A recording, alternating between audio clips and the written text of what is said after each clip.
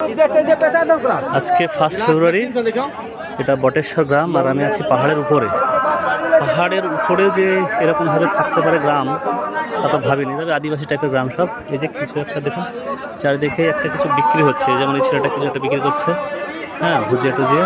আর এদিকেও এখানে সব তাড়ি খাচ্ছে, হ্যাঁ, তাড়ি সব ছোট্ট ছোট্ট, মানে প্রচুর এরকম দোকান রয়েছে যারা তাড়ি তাড়ি বিক্রি করছে, আর মানুষ আশেপাশে বসে বসে খাচ্ছে। এই যে তাড়ি আছে তো, ঠিক আছে।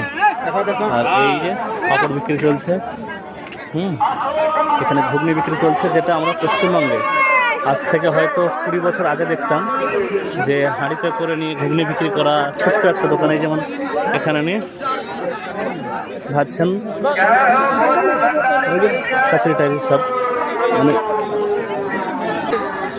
এই পাহাড়ের উপরে ছোট্ট একটা মন্দির, এই মন্দিরটাতেই সবাই আসছে, ঠিক আছে। এখানে একটা ছোট্ট হোটেল দেখছি, এই যে বাড়িটার সামনে এরা হোটেল করেছে, ঠিক আছে। একদিনের জন্য হয়তো মাছ রান্না, মাছ ভাত পাওয়া যাচ্ছে এখানে, হ্যাঁ। কিন্তু বিহারে মাছ ভাত পাওয়া যাচ্ছে এমন একটা দিনে, এটা তো ভাবা কোনো রকমের ব্যাপার।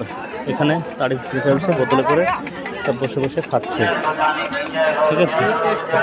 পানির বোতল বিক্রি করছে মেয়েটা, এইরকম। এমন বিশাল কিছু মেলাতে নেই, হ্যাঁ। আজ থেকে 30 বছর আগে হয়তো আমাদের পশ্চিমবঙ্গে এমন মেলা দেখা যেত, এত ছোট্ট। কিন্তু পাহাড়ের উপরে একটা কল আছে, এটা আবার আর এক ব্যাপার। এটা তো ভাবা যায় না যেখানে কল পাওয়া যাবে, হ্যাঁ, ভাতের হোটেল। এই যে, আর এই যে পাশে দেখা যাচ্ছে কয়েকটা লোক বসে আছে, ওরা ওখানে মদ বা তাড়ি খাচ্ছে, ঠিক আছে। এখানে ঘুগনি বিক্রি চলছে, একটা ছেলে ঘুগনি, এখানেও ভুজিয়া বিক্রি করছে। ছোট্ট ছোট্ট দোকান, এমন বিশেষ কিছু নেই।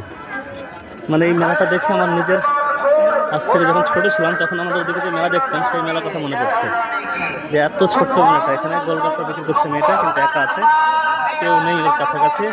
এই যে একটা দোকান দেখছেন, এটা হচ্ছে সব থেকে উপরের অংশ।